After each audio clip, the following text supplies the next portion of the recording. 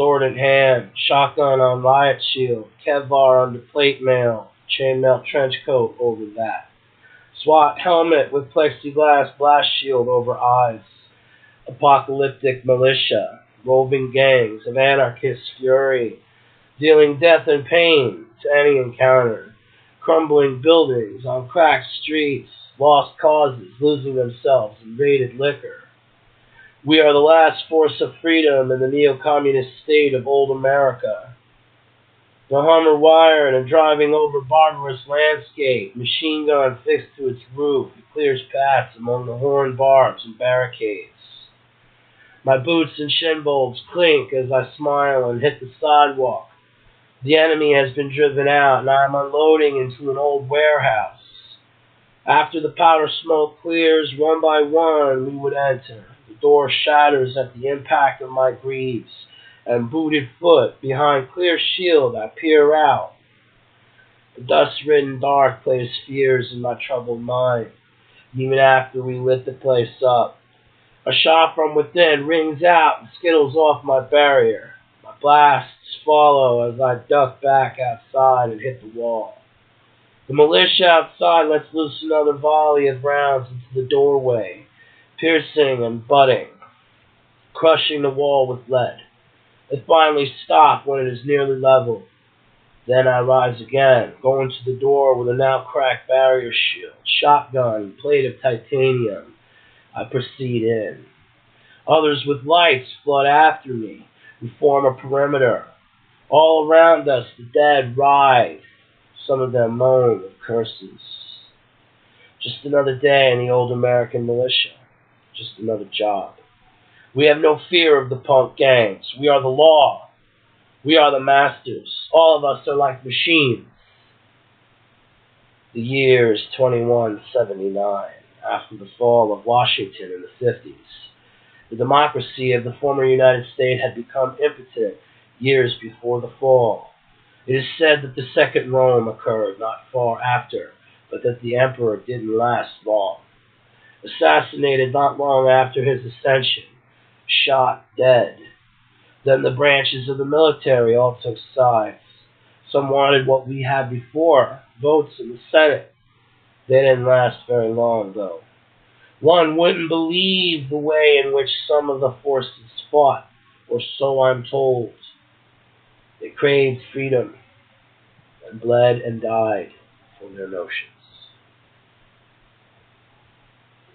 Wow. That was The Hive Mind's Eternal Reincarnation from the Muses' Signs and Wonders by Richard Olkusz. Left me speechless and left me saying the podcast has come full circle. You know what I noticed about that one, bro, slow-mo, bro, is it reminded me of that other show on your network. That was the hologram one. Hologram. Like, when I read that poem, I was kind of like, you know, that poem is rad, but it's rad in, like, that way, where, like, it could almost be one of your plots on that show. Yeah. Yeah, dig it, man. So I know Ricky will dig it. You like that one. That's an oldie, too. That's from a ways back. You could see how he was thinking even then. Wow. That's all the way back in 2002, I think he wrote that one, if I remember correctly. Might have to come at a character for this one and come into as Joseph Evaldi, but that was a damn good poem. Right on. Well, I'll pass the word on to him. That was supposed to be on one of his, for a little bit, a tidbit of completely ridiculous trivia, because who really cares? But that was supposed to be on his second spoken word CD, the one that never got made. So imagine how that one would have hit the streets, you know? Yeah. All right, man. So this has been great so far. What's going on? You got something else to read?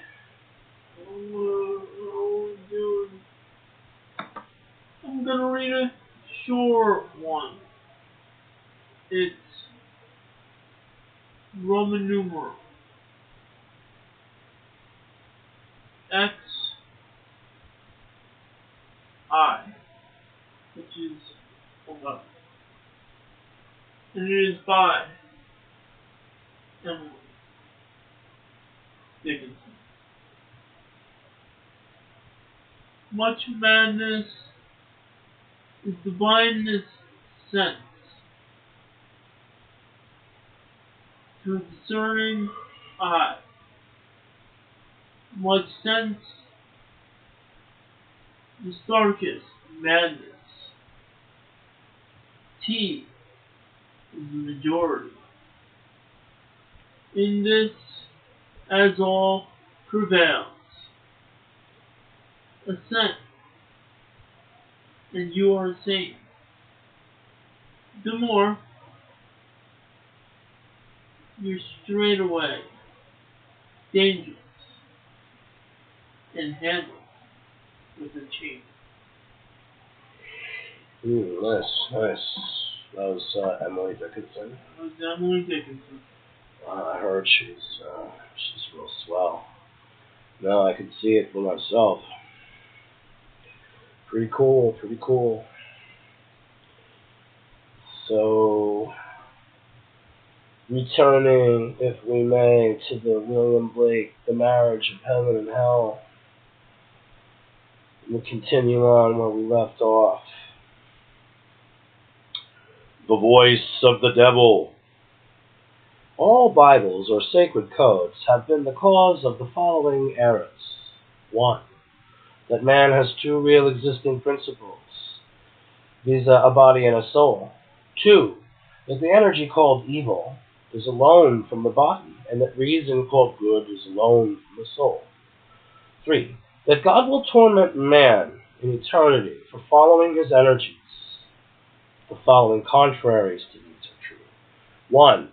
Man has no body distinct from his soul, for that called body is a portion of soul discerned by the five senses, the chief inlets of soul in this age. 2. Energy is the only life and is from the body, and reason is the bound or outward circumference of energy. 3. Energy is eternal delight. Those who restrain desire do so because theirs is weak enough to be restrained, and the restrainer of reason usurps its place and governs the unwilling. And being restrained, it by degrees becomes passive, till it is only the shadow of desire. The history of this written in Paradise Lost, and the governor of reason is called Messiah.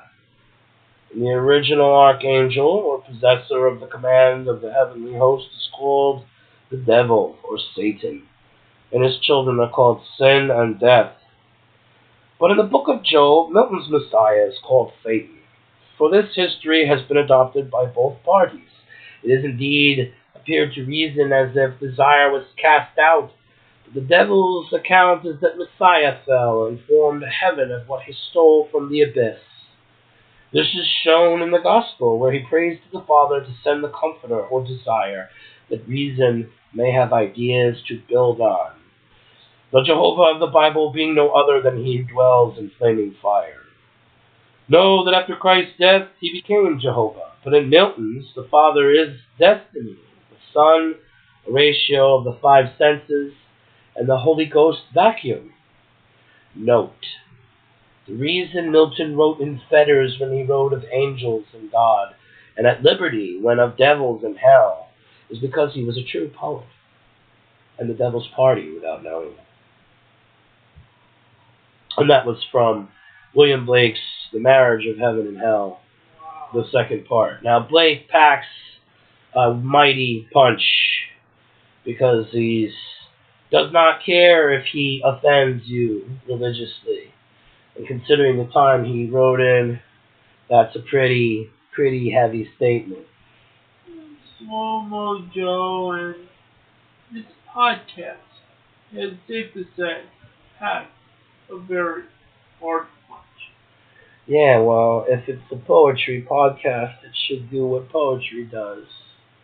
You're not only supposed to talk about flowers, you're supposed to question and make people agitated just a little bit, right? Moods enlightens the soul.